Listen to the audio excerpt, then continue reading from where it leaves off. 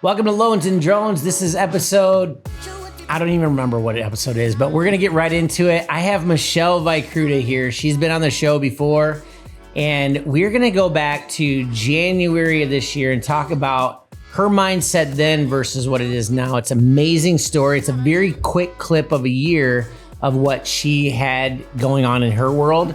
So let's get right into it.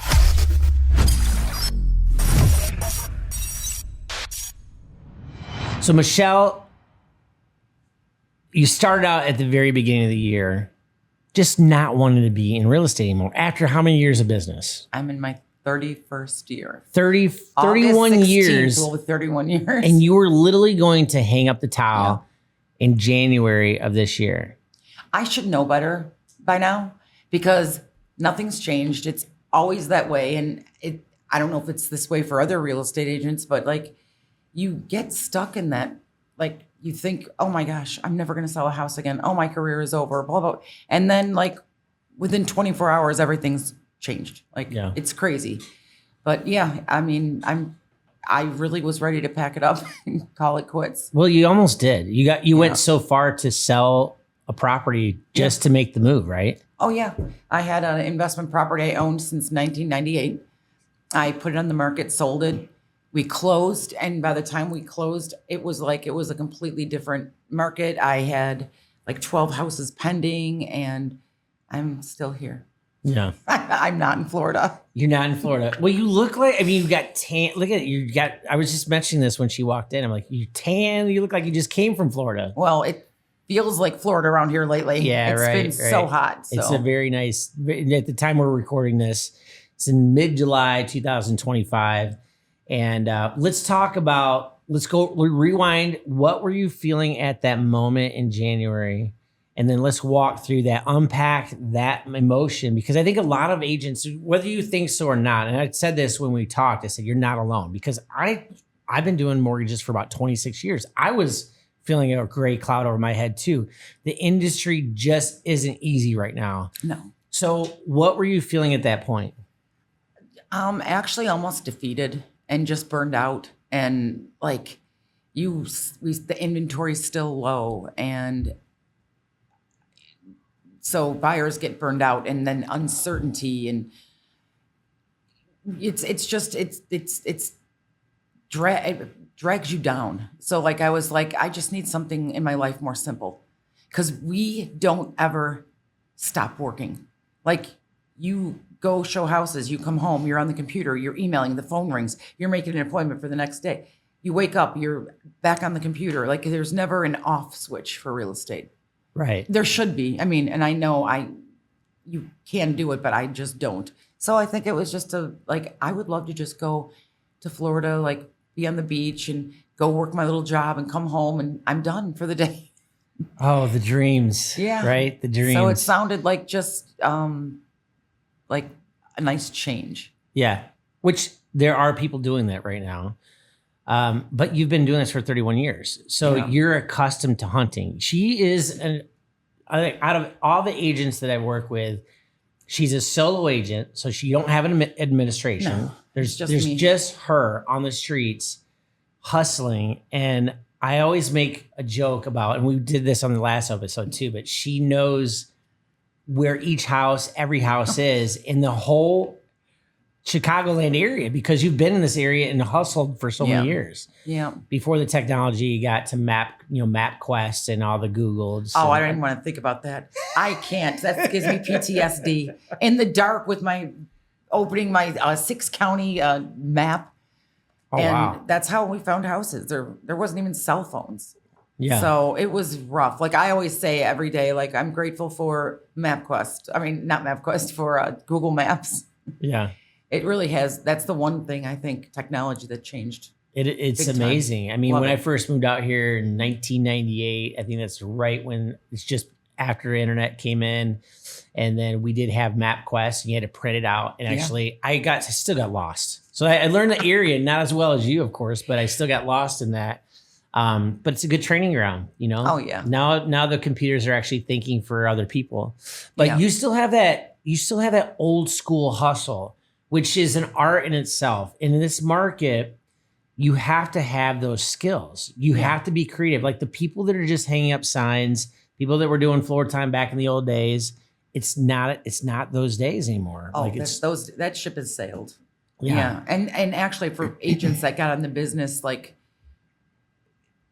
within the last even 10 years, the market they don't even know anything but a seller's market. Like we list a house and it gets multiple offers and that's that. There's always a shifting market, right? And this market, you woke up in January 1 and you said, I don't want to be a realtor anymore after 31 years.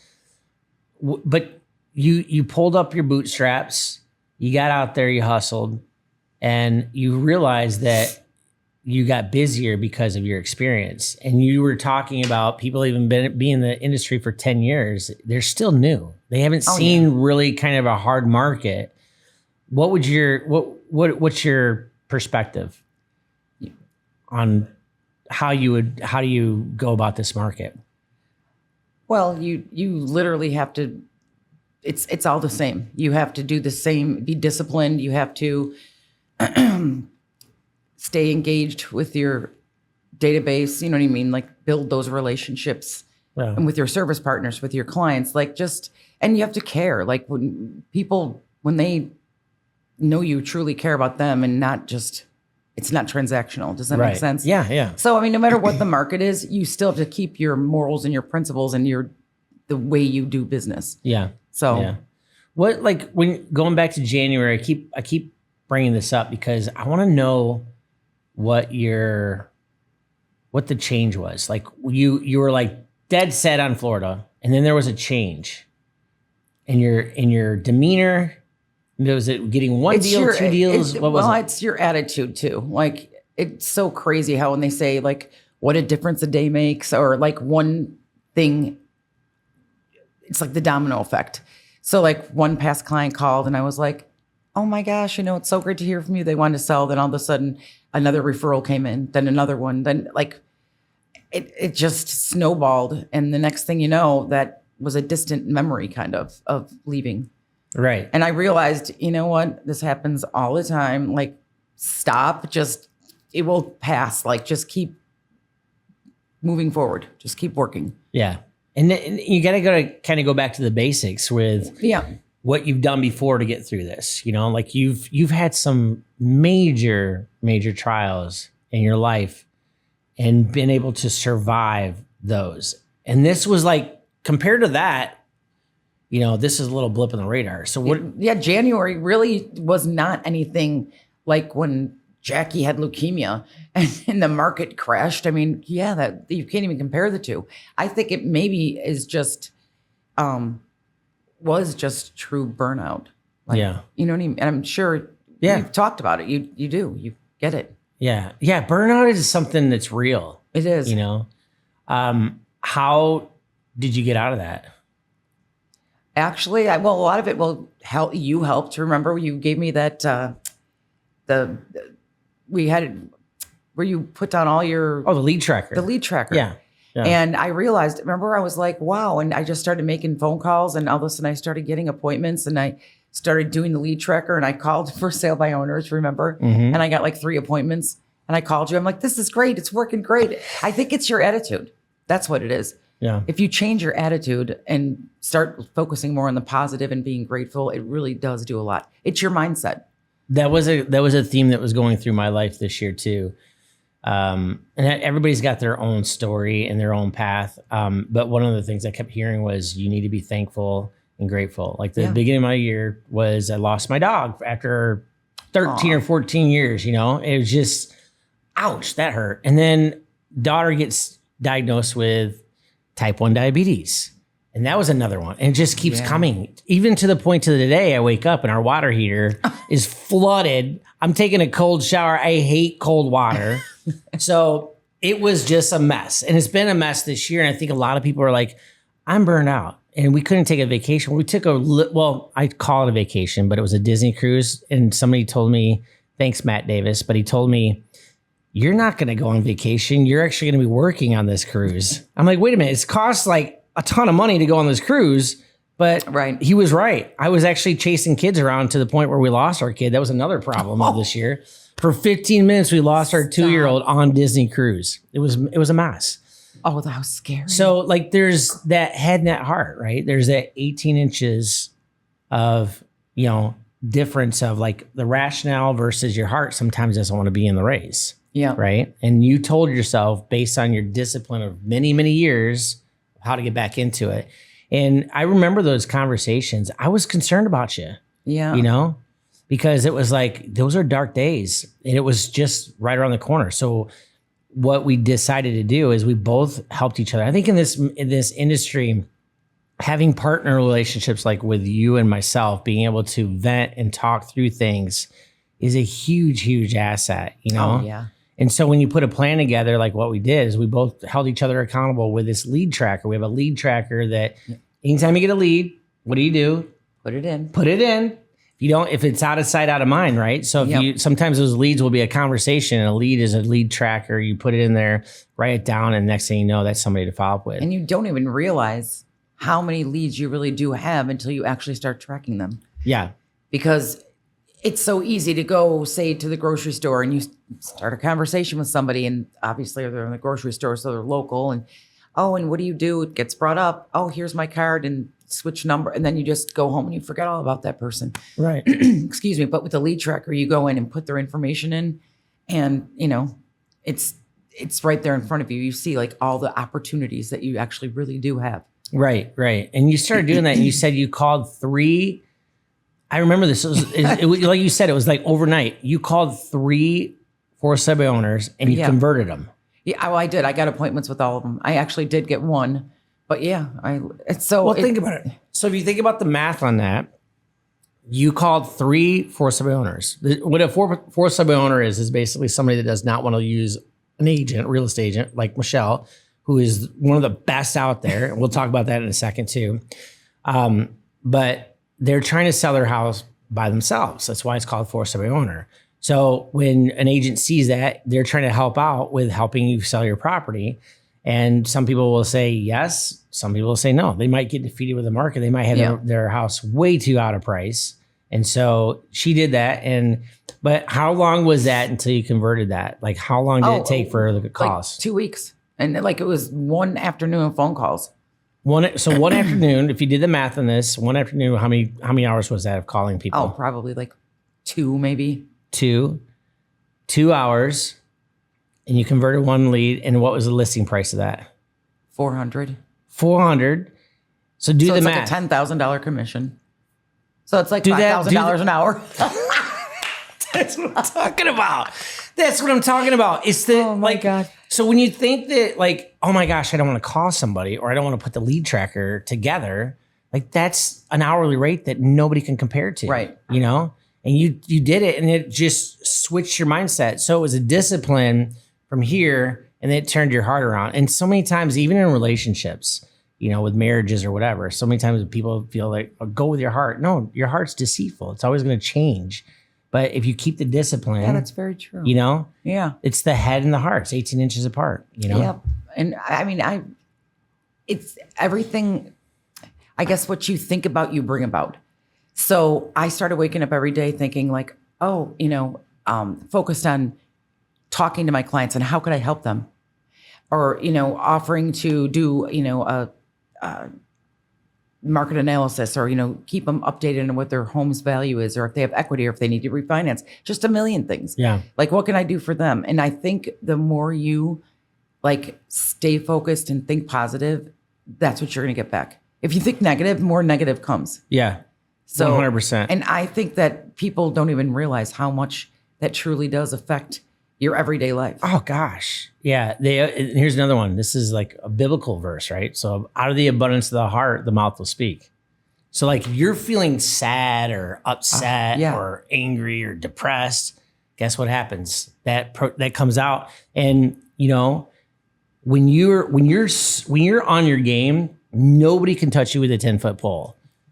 I'm just kidding. I'm not kidding. It's like the client came back the other day and said, we saw we saw Michelle and she comes in with a vibrant attitude. That's the exact words. Really? Yeah. With Hal. Remember Hal? Yes. Yeah. Hal and Sarah. Sarah. I was going to say, well, I don't know why I missed the name, but Hal and Sarah. I love them. Yeah. They literally, it's like, if we can clone a client, this would be one of them.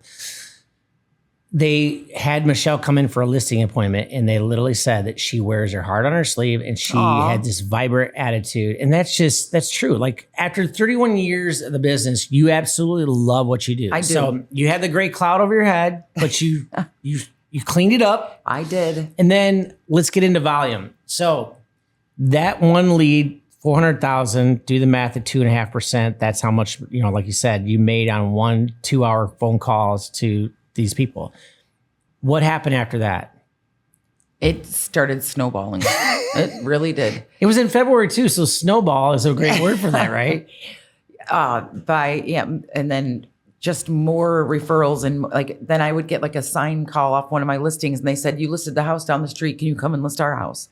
Then, just transaction after transaction just kept coming, and it was fantastic. And then I actually started climbing the number 1 in the office or number 7 in the mid region. So I've sold like 25 houses this year already. Closed on. Gosh, wow! Actually, I just over on 4th of July, I sold 2 houses. You did? Yeah. Oh my gosh! Make a firework happen. Yes, it was a very good 4th of July. That was total dad. I don't even know why I said that. So, Chris, you might have to erase that one. Okay. Bang. There you go. But yeah. So you're just rocking and rolling. So let's go back to 7 in the region. What is that like for people that don't know what that means? Let's say a client, it's like, oh, what does that mean, Michelle? What does the 7th in the region mean? Well, it's my first time being in the top 10 Mid-America region. So it's multiple states, I believe, of the Mid-America region. That's what it is. Yeah, we talked about it. So what does Mid-America mean? Well, it's the mid-central region of America. Exactly. And that I was very happy with, achieving you should be that. proud. I mean, it's just kind of like going from like feeling down in the depths. Yeah. And this is, I think you mentioned this. You should have known better. I should know better all the time, right? Like, well, yeah, going from wanting to quit in January to being 7th in the region is insane in 6 months. That doesn't normally happen, It doesn't. But when you have your skills that you do, 31 years of experience in a market that, like, by the way, this is a market that I would say is probably the toughest market to be a real estate agent and to be a loan officer. Oh, yeah. Yeah. And you could compare it to 2008, but I think there's no comparison. In 2008, at least there was inventory. Yeah. Yeah. There was an abundance of it. Yeah. Now it's like you have hesitant buyers that aren't sure like which way the market's going to go, and uncertainty and everything that's going on in the world, to sellers that are still holding on to that 2.5%, 3%. They don't want to, sell because of that. Yeah. So in some kind of ways, this is even harder than 2008. I was talking to Matt Davis. He's one of my buddies that's top producer in our company. I said, you think this is a hard market? He goes, oh yeah, it's 100% the toughest market I've ever seen. And he's been doing this as long as us. Wow. And he's crushing it, but it's one of those things where I think in this market, though, the strong will survive. And I've heard that before with some other agents that have been in here too. And it's just one of those things where you are one of the strong ones, if not the strongest out there, just based on what you went through with Jackie. Let's talk about that. I think it kind of glossed over a little bit on the last episode because we had, Jessica on here, who's your other daughter. But let's talk about that. Let's go rewind a little bit further to talk about the grit and how you got through that. With the help of God and faith was a big part of it. Mm-hmm. And I guess I feel like you have no other choice. Yeah. Like at the time, my husband, Jim, was still a realtor. We both were realtors. So It wasn't like we had anything to fall back on, but our daughter's life was on the line, like nothing else mattered. So I literally at that point just really truly did go on my faith and a lot of praying, and we still worked and showed up and when we could, and that got us through. So for those that probably didn't hear in the last episode, what was going on with Jackie? Well, she had just turned 4, and she had been having these symptoms that were kind of awkward that, weren't typical of what I'd see because I had 2 other children. So she was my third. So I, know what common colds look like. I know. And we had just come from Wisconsin, and she had like some weird bites and it's called petechia, red dots under the skin. Now I know what it is. At the time I didn't.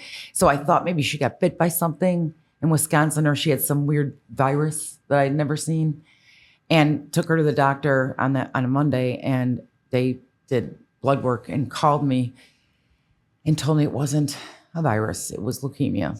And at that moment, like literally our worlds just crumbled. It was devastating. And it wasn't even just that she had just leukemia. She was like high risk. Her bone marrow was 98% cancerous when they found it. So we went off to Loyola, where we stayed for a few weeks, and it was a 2.5 year treatment. So yeah, that was, and all this while the market literally was crumbling. The market crashed at the exact time she was diagnosed. Oh gosh. So it was, in fact, ironically, one of the mornings we were taking her to the hospital. At the time, the mortgage company I worked for, which was American Home Mortgage, literally filed bankruptcy that morning. Oh gosh. They went belly up. They were literally in business one day and gone the next. And I literally remember thinking, this is bad. This is really bad. Like, how does the mortgage company just literally go bankrupt? Like, isn't that crazy? Yeah. So. Wow. So how'd you get out of that? I mean, I know we had a bad January, but that's really bad. Like you said, yeah. What did you? Well, what ended up happening was your priorities get straight real quick. You realize that, what's most important was getting and focusing on Jackie getting better. And I literally didn't let real estate get to me. And actually, if I really thought about it in January, if I thought, you've come through so many much more hard things, like this is just maybe a slow couple months and you didn't have a sale or whatever. It's not the end of the world. But you just keep going forward and doing what you need to do. And if you keep focused and, like I said, keep faith, keep praying, and do the work, it all ended up working out. Yeah. And we just shifted. Like I had to shift. You had to adapt. I couldn't do exactly what I was doing prior to the crash because it wouldn't work anymore. Because now, okay, think about it. Who was buying houses? Investors were, because they were so cheap. And a lot of people, weren't just selling their houses. There was a point in time where for years, all I sold were short sales and foreclosures. I hadn't done a traditional sale in literally years. So I remember at the time I was like, okay, well, I need to, you just always have to be a few steps ahead. Yeah. Do you remember Realty Track? Yeah. Okay. Well, I went on to Realty Track at the hospital and I'm like, I'll just buy up all these towns. So I literally bought DuPage County. It was, if you looked up any house, because that's what investors were doing, they would go onto Realty Track and see the houses that were going into foreclosure. And any town like Westmont, Downers Grove, Lombard, Glen Ellen, Wheaton, Bensonville, it didn't matter. Our names were there. It would be Jim and Michelle Gary. Wow. So all these people would be calling us, and that's how we ended up getting really, truly back on track. Realty Track. And so were the signs were there, weren't they? They were, but literally it was crazy. But if I hadn't done that, I don't know what we would have done, because we got so much business off of that. And then just like anything else, then if you fast forward to 2007, I ended up, that's when, it's not 7. What was it? Well, it was 7, 8. Then Zillow was emerging. And I'm like, ooh, maybe we need to move over to this Zillow because now like you can't just stick with the same thing. You just, right. So anyways, we did. And then Zillow ended up being a huge source. So, I mean, yeah, I think it's just a matter of knowing the market and knowing what's coming. Always like, what do you see coming? Not what's here in the now, right now. Oh, that's really good. Yeah. Yeah. You're kind of going where the puck is going to be, not where it is. Not where it is right now, where it's going to be. Yeah. And you have to adapt. You have to change. You can't I know there's some things that, you need to keep the same, but then there's other aspects that you need to know when to shift and move. And that's the balance you need to figure out. Yeah. And it goes from a big picture to a very art of the deal picture too. Correct. Like I've seen you do this so many times with I just thought of one. Specific deals, right? So go ahead. I was going to ask you. You were already ahead of me. I am, because do you remember when the whole COVID thing happened 5 years ago? Yeah. Is that weird that it was 5 years ago? Oh my gosh. Like it was just yesterday. I know. And it's because we're too forward thinking. We forget it. It goes past us like a window. And I was out. You had called me and you're like, oh, wow. It's when the lockdown happened. And you're like, this is crazy. Like, what the heck? And we can't even be out. And I said, I already thought about that. I'm going to pull up every vacant house because that way it's not occupied and we could go in because it's vacant and I'll wipe the doors down with Lysol, remember? And you're like, that's so smart. It was brilliant. It was brilliant. You thought of something and nobody thought at the time that we were ever going to see a pandemic. I know. Right? That was crazy. And you're like, okay. And even in Michigan, they were not considering real estate agents as essential workers. Yeah. So they couldn't even get out and sell a home, And that was my best. I sold 50 houses in 2020 by myself, 50 houses. Oh my gosh. Yeah. That was a great. All right, so go back to this. So that right there, you went and what was your, like, what did you do? Like you said, you're going to go out in vacant houses. Yeah. And I literally, if people didn't want to work, I still wanted to work. I mean, people still needed to be in houses, and actually more so than ever, because a huge chunk of my clients went from going to the office to working at home. Now they've got kids that are at home because they weren't going to school. So now they needed to work and have a quiet space for their office. And do you know any people called me and needed to literally upside, get a bigger house? It was beautiful. So I didn't mind it at all. And didn't you say that you took the most vacations that year too? I literally went on 4 vacations. And like every couple 50 months. Homes. I sold 50 houses. Oh my gosh. I literally would be it was a working vacation. I remember we went to Nashville, and as soon as we landed in Nashville, I sold a house in Carroll Street. I love it. I was at the bar cheering with my husband. I'm like, well, just sold another one. Let's buy another drink. Yeah, exactly. Drink. That's good. So what are you seeing in this market that you would have to adapt to?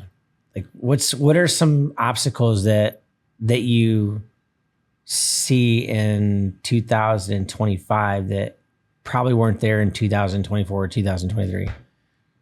Well, some people just being so afraid of what's coming. Like, I'm not sure, like tariffs and this and that, and the market's going to crash, and this market's going to, it's fear. Like, and I have to somewhat overcome the buyer's fear. Yeah. And I mean, I did tell this one buyer that had their little, kind of meltdown in the market and this, and I said, listen, it doesn't matter if the market crashes or you lose your job. You still need a roof over your head. And it's not like if you're renting, the landlord's going to say, oh, well, you're renting, so you could just stay here for free. Yeah. I said, they fast track and evict you. Yeah. You have more of a chance of staying in your house if you own. Yeah. Versus renting. Which is a very good thing. I heard you say that to, I think it was a client we were talking about, but but that's pretty interesting. So a landlord can kick you out faster than a mortgage company. It's true. They're not going to modify your lease or do a deferment and put the lease at the end. It just doesn't work that way. Right. So again, and you're building your wealth and you're, building equity, and it still makes no sense to me. The state of the economy or whatever has no bearing on where you live, because you still have to pay. Yeah. Unless you're living in your parents' basement, then fine, stay there. but Yeah. you're still not building any. But do you wealth. really want to live in your parents' basement? True. Probably not.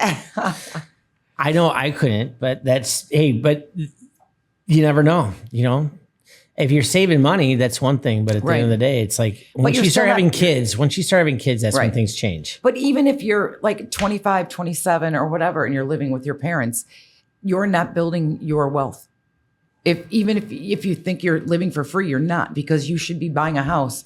And like, for example, in 2020, let's just say an average house you could have picked up for 280, and now it's 480. You know what I mean? Like that person would have that equity and that wealth. That's a great point. I think in this world, we tend to look at the negative, or this kind of goes back to like the January, right? Which the negative can weigh heavily on our shoulders. So in a real estate market, you look at the history, real estate has always won. Yep. There's always won. There's only been like a couple times that you've seen it kind of give you an uppercut. One of those was 2008.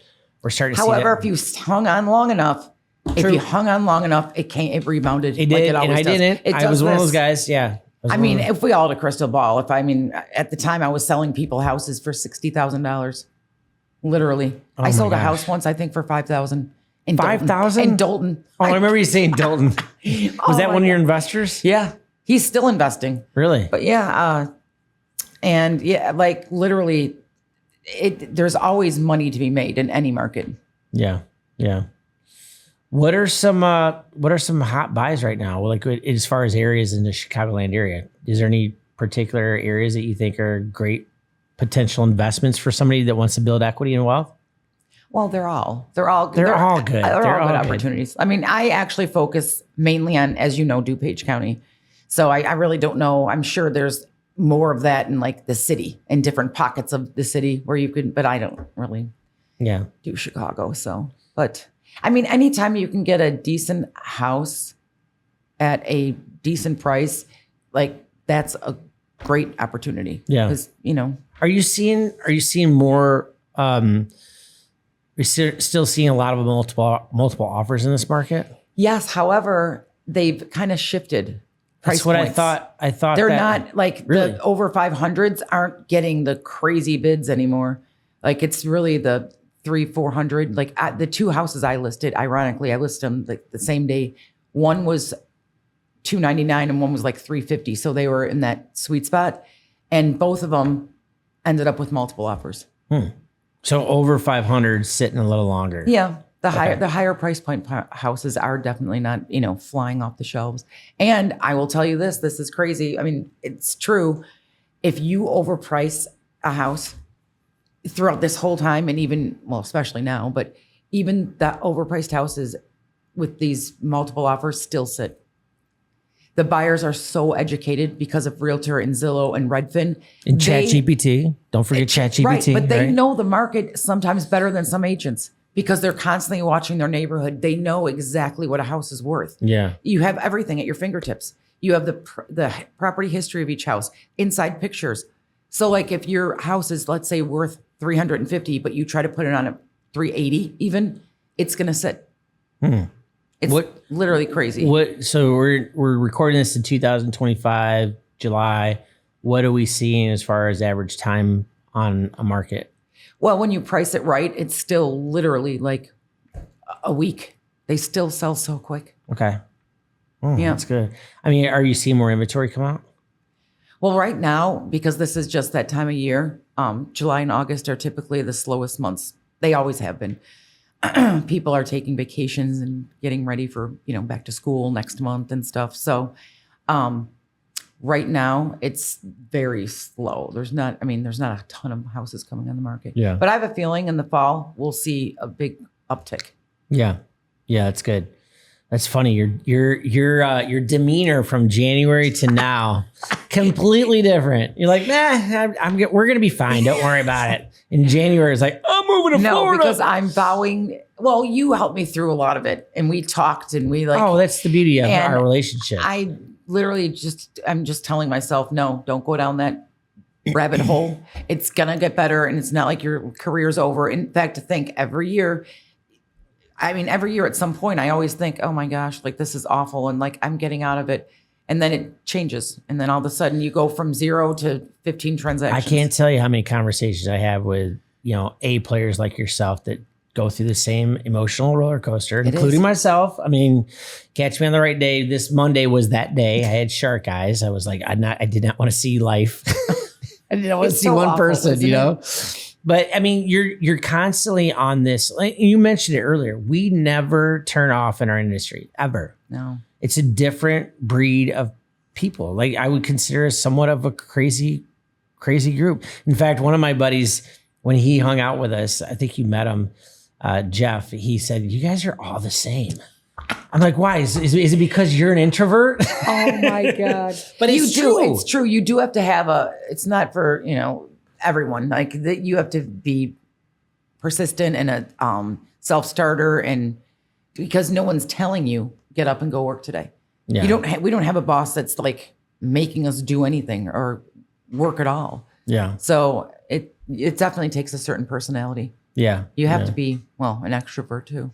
Extrovert. And you're one of those people, like, I've seen it where you've gone out to a bar or a restaurant and you've met somebody and you go, I met somebody today, which is cool. Like, I think that's amazing. That just tells you have to have that hunting mindset. Well, that's true. Because I remember actually earlier this year, I think it was, last year, I went to a bar that's by my house and I walked in and this couple started talking to me and he said, "Oh, I need to talk to you because I need to sell my mom's house." And I was like, okay, of course I was okay. And then it was like all ears and I sat down, bought him a drink. I'm like, "So tell me more about this house." And it was like right in Villa Park. But the point is when he first said it to me, I was like, how do you know I'm a realtor? And I guess without even me realizing it, and this is what I figured out, I think I just like tell people and talk about it and give out my card and I almost just forget. Yeah. So it's part of your average, it's your daily routine. I am. Yeah. Right. It's just and who I don't even realize identity. I'm doing it. Right. Right. So that's what really surprised me. Because I was like, how do these people know? And like how they know my name and they know I'm a realtor and they want. I did end up listing the house and selling it. So did you? Yeah. How fast did you sell it? In a day. I had multiple offers. I had 18 offers. Wonderful. So price right, great agent. Look what happens. Well, actually, the funny story is the neighbor across the street wanted to buy the house, and the neighbor across the street said, like, "I'll give you, 280," and he was like, "Oh, that seems really fair," and da da da da. And then when I was talking to him, I'm like, "Oh no, like that's way too low," and then we ended up getting like 320. So it was crazy. Oh, he would have had it. He was going to sell it. Given away the property. Exactly. Wow. And that's the reason why you use a real estate agent, just to let all those people know. In fact, here's my own testimony. Right, I tried selling my own property by owner. No way. A long time ago. Well, not a long time ago, 6 years ago. But it was one of those things where the only reason why I did it was for the sake of not wanting to upset any realtors, right? Because you have so many realtors. Because I'm in the industry, right? I learned very quickly that even though I've been doing the mortgages for 26 years, I priced my house wrong. It was a Cape Cod, 2 bedrooms on the top floor, 1 bedroom on the bottom floor. My house. Yeah, right. So, but what I learned was, and I thought I was going to follow the ranch house that was down the street that sold for, I think, 285. Yeah, that was it, 285. I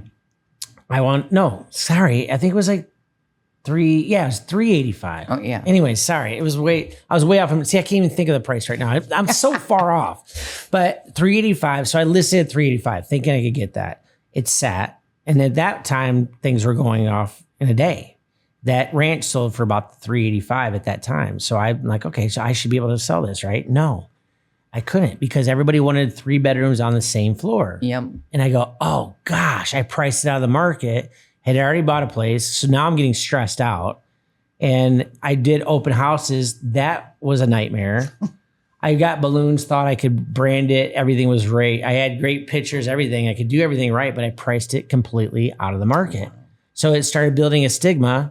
And then I dropped it down 15,000 under 350. And next thing you know, multiple offers. Yep. That's the difference. And I would say anybody out there considering for somebody owner, stop. It's not worth it. You're going to lose in the end, or it's going to be a very painful process. Oh, absolutely. And see how crazy that is? That a $15,000 difference made all the difference in the world, from selling it to not selling it. Yeah. Because buyers are so educated. That's why it's so important that you price it right, and price it right quickly. And I mean, off the start, because you're right, it does get a stigma. And then people say, and my buyers say it all the time, what's wrong with this house? It's been on the market 30 days. And that's crazy. Like when people say that, like, because 30 days really isn't a long time, but in this market, it is. It is long. And yeah. I mean, I tell everyone the same thing. And it's anywhere in this country, if someone says there's nothing wrong with the house, it's the price. Like I've sold houses that literally had holes in the roof, that the floor was coming up, that there was no plumbing. I mean, it doesn't matter. If you price it right, it's going to sell. Yeah. I mean, everything has value, even just dirt. So like price it right and it sells. I love it. I love it. That's golden. That's golden. Well, I'm glad that you're back to Michelle. Like you are killing it. You're 7th in the Mid-American region, which is a huge accomplishment. And it was a matter of 6 months that happened. What are you seeing for the next 6 months for this year? Are you going to get to number 1 in the country? Yes. No, I'm going to continue doing what I'm doing and thinking positive, and and I hope to creep up that Mid-America region. You will. You always do, and you're very successful at what you do. And I got to remind everybody here that she's a solo agent. A lot of people that are hitting some numbers that she's hitting have a team, just so you know. And that's where we're going to be talking offline about this, because she's going to build, I can tell she's going to build a team, maybe not a huge team, but I think, like you said, you want to get back to vacations and getting into that world. Right. We're going to get back into lead tracker, the pay logs. I do need to get back to that. We do. It's just one of those things. It's a discipline, but it works. Right. And we can, for my sake, my personal sake as well, too, I need to get back into it. Because when you see it, it's a whole different thing versus just thinking, oh, that buyer or that buyer. It's actually you could actually physically see it. Yeah. And that helps. I'll be your accountability. Thank you. Accountability partner. Accountability. Yes. So, well, thank you so much. Let's end it once again with 3 questions. Three quick questions. Got it. It's been a while since I kind of filmed this, so we're gonna do questions. If you could be anywhere in the world today, where would it be? Oh, on a beach, somewhere warm. What's your favorite beach? Is there a favorite beach? Well, I haven't seen them all yet. I think I would actually like Hawaii. I've never been. You've never been to Hawaii? No, Come on. No. All right, you definitely have need to go. You need to talk to my wife, Laura. That's her favorite place. I have a feeling it would be my favorite place. Well, the reason being is that there's no poisonous animals. Okay. You can actually go Then there's where I want to be. And when you go, you have to go on a little tour guide that you can eat off the trees. They have like different. No way. Yeah, you can it's like you're in the Garden of Eden. It's amazing. Okay. Definitely. Goal. Okay. What's one thing somebody doesn't know about you? Here's what's crazy. I still, like, to this day, a lot of times, like, we'll get a little nervous, like going in on a listing appointment, or, you know what I mean? Which you'd think that I'm like, oh, I got this in the bag. No, I'm like preparing, and I get a little nervous. Yeah. Wow. Still. So that's a great point to make. I think if you lose that, don't you think you would bend down? Maybe. Florida? I never even thought about that. Huh. But that's definitely something that, no one would know, because I wouldn't. That's not something you tell your client. Like, by the way, I was nervous before I got here. Well, you didn't tell the last one. They said you were vibrant. Oh my God, that's so awesome. But yeah, that's awesome. I mean, it's good to know. I think that tells you that you have a ton of life in the real estate world. You know what I'm saying? Like, if you're not feeling that, then that just tells you that you're like, oh, it's not worth it anymore, Maybe, maybe it's that you don't, not that you don't care, but you do care. I think that's maybe what I say. Maybe you're at that point too, cocky. Like, you know what I mean? Which there's a lot of people out there. I'm going to be honest with you. I don't work with those people. I work with people like Michelle, by the way, who is very humble and very hungry. Yes. That's a big deal. Speaking of hunger, what food would you love to have today if you could have anything? Oh, let me just tell you. Uh-oh. Here we go. There is a new restaurant that just opened in Lombard called the Grove Tavern. I would love to keep it my own secret, but I should share it with the world. What's it called? Grove Tavern. Grove Tavern. It's literally, oh my gosh, it's been open for 5 days now, and I've eaten there 4. No, I kid you not. They have. Have you gotten a deal from there yet? No, but I will. Do you remember my chicken sandwich story of the Rebel? My favorite chicken sandwich. There you go. Rebel Kitchen. Rebel, you're still good. However, there is a chicken melt sandwich at this Grove Tavern that literally is heaven. It is magic in a bun. It's not even a bun. It's grilled sourdough bread with, oh God. I literally serious? think I want to go there today again. Actually, I'm going to be probably over in Elmhurst. I'll meet you on the flip side. For real? Yes. Okay, we'll go. Right, yeah. That's what I would eat today right now. The chicken melt melt. sandwich. Michelle is not only a great real estate agent, but she knows all the best food places. I do, because I don't cook and I eat out every meal. And she's No, Italian. Come on. I don't. I mean, I can cook, but I don't choose to cook. I leave that for the chefs. Okay. I'm a realtor. Well, let me ask you I'm going to add one more question here. Have you had Kim's Uncle's Pizza in Westmont? No. Okay, so they literally, the guy on Barstools. Wait, I heard of it, and I saw the Barstool guy, and Kim. I Googled it already, and it has weird hours, and you can only order online. You have to go pick it up, and yeah, you can only get a slot. I plan on eating there. Okay, all right, I plan on eating there too. That's our second. If anybody, so here's what we want to mention. If anybody's tried Kim's Uncle's Pizza, Yes. let us know if it's the real deal, because I don't want to sit there like when we bought a car recently, and Dimitri, who was on the podcast, he said that he was actually going there and he called to see if he could back up this slot. And they go, no, we can't. Like it's pizza. It's pizza. We have to try it. We're gonna have to try it next time. We'll bring it into you guys and we'll see if it's good. We'll have pizza on the We're gonna do our podcast. own Barstool thing here. We're testing out the pizza of Kim's uncle. That's so funny, but I did hear all about it. Okay. Well, cool. So. Well, thank you so much. Well, thank you for having me. Like I've always said, we'll have to have you on again. Well, thank you. And thank you guys for showing up to Loans and Drones. Like I said, we don't even know what episode it is, but we had a great time with Michelle today. And if you need Michelle, how can people contact you? They can call me 630-670-2260. Or go to Grove's Tavern. Yeah, Right? you'll find me there. Have a great day. We'll talk to you soon.